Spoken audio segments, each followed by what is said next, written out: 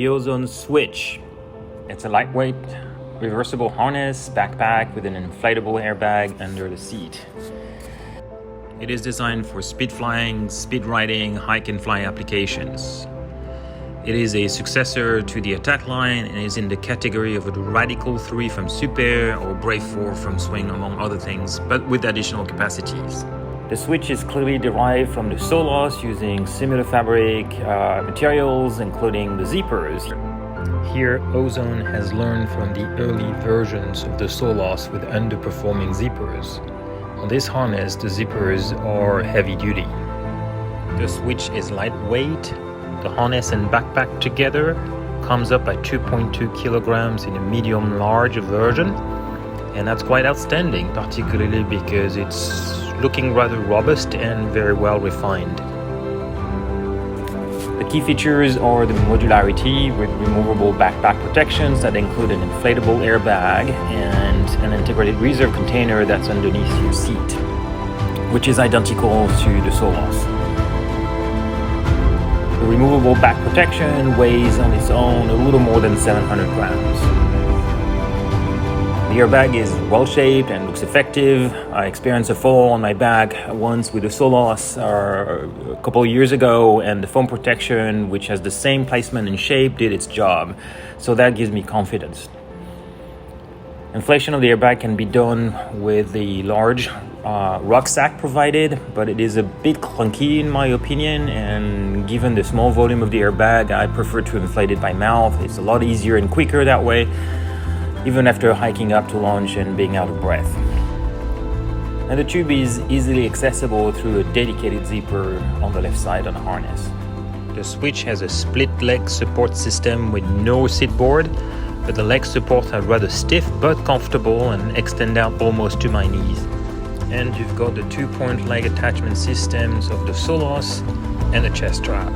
That 2-point attachment is a major innovation in my view from Ozone, and I've used it quite a bit with my Solos, and I can say it's really fantastic.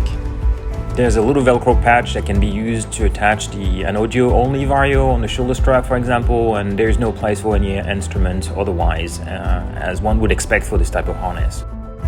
Ozone describes a large pocket on the left-hand side of the harness, but it's actually too small to fit my hand, and I'm not sure what it's going to be useful for. The backpack has a nice feeling to it, with a good back padding, waist strap identical to the Solos again, minimal but not uncomfortable, and other adjustable straps. It has a nice volume rear pocket, but due to the shape of the inflatable airbag and reserve, when you fold them inside the harness, there is not a whole lot of space there. So the airbag has to be deflated to accommodate a wing. It is designed with a lightweight wing in mind, or mini wing like my 017. It's a 03, 17 square meters, and it fits really nice there, nice and easy. And I can even stow my helmet in it too. If you got a full-size paraglider, you're going to need to do very precise packing to get this thing into a really small and tight space. You might need some compression of your glider in there.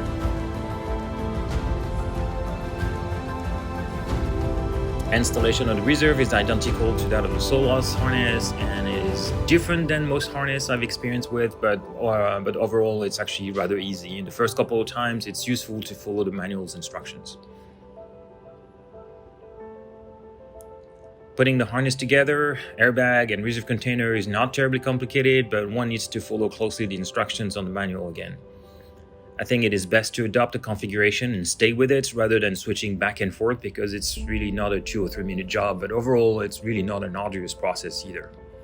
After launch, I found that it was easy to get into the harness without the need to wiggle to settle back in it, like for the Solos. Dangling the leg straps into the leg strap is not a crotch catcher, as it's been for me with other harnesses. I carried it for 15 or 20 minutes without any discomfort. Transition back out of the harness was not a problem at all, or with my friends who tried it. It only has 2 adjustments on the shoulder straps and next to your ribs, but with those I found that I can achieve a very comfortable position in the air while flying. And I had good weight shifting authority, pressing down on one leg or the other, and a very good contact with the wing, good feeling in the air.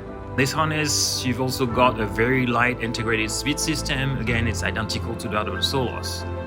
It is tucked deep and below the leg straps, and I found it a little hard to reach with my heel, so I had to use my hand to prop it up onto my shoe. The feeling on the pool is similar to that of the Solos, but I tried only briefly with my mini wing. I generally don't spend a lot of time flying on speed bar with the mini wing anyway, but it is nice to have such a compact system. With this harness, it really connects you to the wing in a nice way. The feedback is softened due to the fact that it has split legs, but it's quite nice and it's quite mellow, but definitely I had a good connection with my mini wing, so it's a pleasurable thing to fly. The switch. What does it really do? Well, it's lightweight and it's rather compact. The durability from the material used and the carrying comforts, good material constructions, as I said. The backpack is nice and easy to carry. The leg straps are comfortable and the 2-point attachment is definitely a plus. What could be improved in this harness? Well, I think the modular system where you remove the airbag in reserve is a little bit fiddly to work with. It takes some time to unzip, to undo all the attachments. It is a little time consuming, so that could possibly be redesigned to make it faster and change harness configuration. But to be honest, this harness is so light that I'm not going to bother with trying to remove the airbag and reserve compartment.